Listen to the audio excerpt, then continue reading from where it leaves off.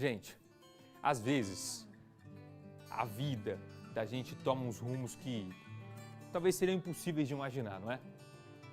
E a gente coloca à prova e se depara com situações em que não há saída, a não ser encarar e principalmente se tornar uma pessoa melhor ao longo do caminho. Encontrar um propósito para a vida, se descobrir parte de algo maior. Num corredor de hospital, histórias assim costumam ganhar uma dimensão ainda mais crítica, porque literalmente envolvem questões de vida ou morte. É a paciente que virou enfermeira, ou o médico que da noite para o dia se viu ao lado da sala de espera aguardando notícias de um parente. Dramas pessoais que se transformam em exemplos e ajudam a dar esperança a quem muitas vezes já está quase sem forças para lutar. São essas histórias que você acompanha a partir de agora, daquele jeito que só o Balanço Geral sabe de contar. O ano de 2019 foi, sem dúvidas, o mais intenso da vida da Bruna. Primeiro, vieram as dores insuportáveis na cabeça. Nada do que eu fazia adiantava, com pressa, eles pediam para eu fazer com pressa, eles pediam para eu tomar tal medicação, toma aquela outra, vai dar certo, vai passar a dor. E eu falava assim, gente, isso não está adiantando, nada do que eu estou fazendo está adiantando e o pior é que ela está aumentando. Depois, o diagnóstico, um tumor de 4 centímetros em cima de um nervo do cérebro. De tanto passar por vários pronto-socorros, eu parei em um dia e o médico simplesmente olhou para mim e falou assim, ó, não tem como você é muito nova para ter esse tipo de dor que você está me contando. Ele falou assim, ó, ou você tem esclerose múltipla ou você tem um tumor. Eu fui lá e fiz a ressonância e apareceu que eu tinha um tumor de 4 centímetros já em cima do nervo e era isso que estava causando toda a minha dor. Ele falou assim, é cirúrgico, não tem outra solução, você vai ter que operar. A data da cirurgia veio cedo, no Hospital Cajuru. A desconfiança de início virou agradecimento pela receptividade que encontrou aqui. Eu sabia para onde eu estava indo. Eles falaram assim, chama a Bruna para o centro cirúrgico. Foi naquele momento que eu falei, é tudo ou nada, né? Vamos, não pode desistir não é uma opção. Eu só olhei para minha mãe, dei tchau, eu não sabia se eu ia ver ela de novo. Mas a partir daquele momento eu tinha certeza dentro de mim que ia dar tudo certo, porque eles falaram, confia na gente. Agora eu vou passar um remedinho e você vai dormir. Eu vejo você depois, ele falou. Eu falei, então se ele me disse que vai me ver depois, é porque vai dar tudo certo. E deu tudo certo. Bruna ganhou uma nova chance e uma dívida de gratidão para com o hospital. E aquela mesma moça que entrou no Hospital Cajuru no início de 2019, com medo de fazer a cirurgia, voltou para cá um ano depois, já como técnica em enfermagem, cheia de coragem, no início da pandemia de Covid-19, quando a maior parte das pessoas tinha medo até de sair de casa. Foi aquele ano do início da pandemia que estava todo mundo com medo e eles falavam, meu Deus, você vai começar a trabalhar agora?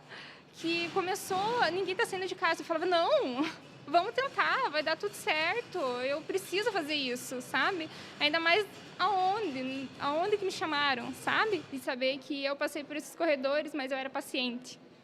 E agora eu sou funcionária. É uma gratidão extrema. Hoje, a enfermeira que foi escolhida pela profissão inspira e acalma pacientes que entram aqui com medo de não sair. Diversas vezes eu encontrei pacientes que ficavam assim, mas será que vai dar certo?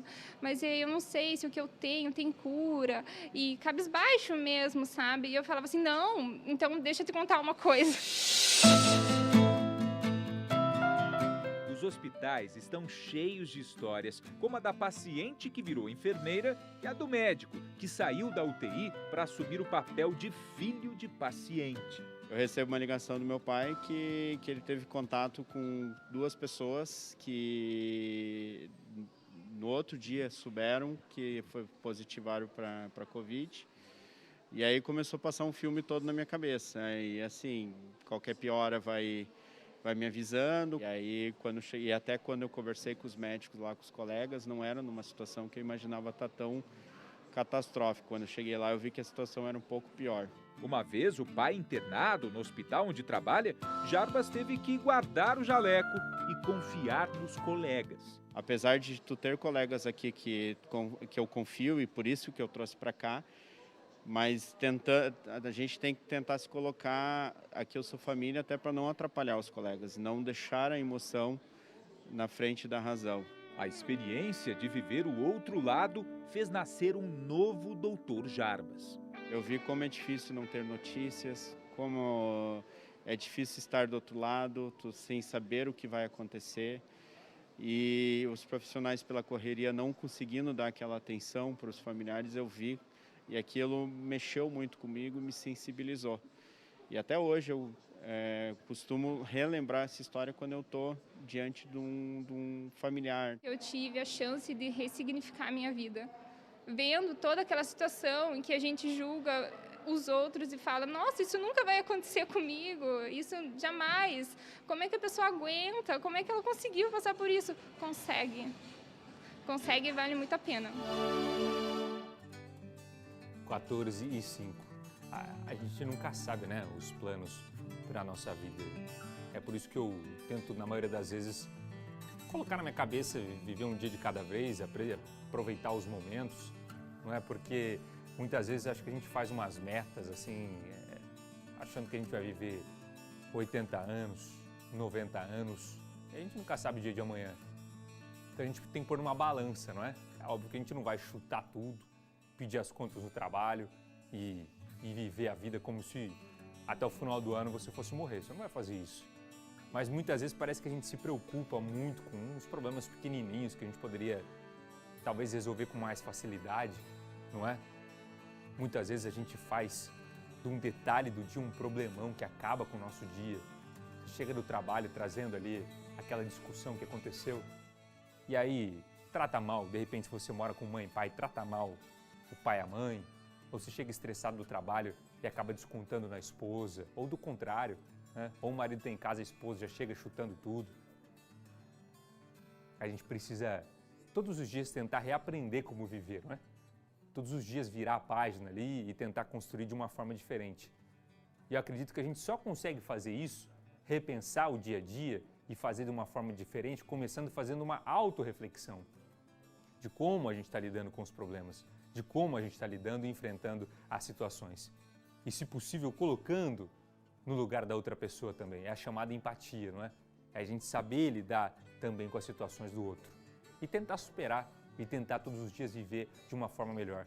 Histórias lindas, não é? Que a gente traz um balanço geral também. Por isso que o Balanço Geral é o programa que você se diverte, que você se emociona, que você muitas vezes reflete, não é?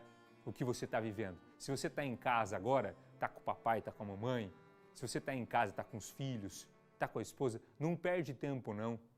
Daqui a pouco todo mundo vai sair para trabalhar ou vai sair para a escola. Não deixa aquela briguinha estragar o seu dia. Abrace, beije, deseja um bom dia, fala um eu te amo. Não deixa para amanhã não. Vamos tentar todos os dias fazer de uma forma diferente, porque como as histórias que a gente viu, a gente nunca sabe o que está por vir e o que a gente vai enfrentar. 14 e 8.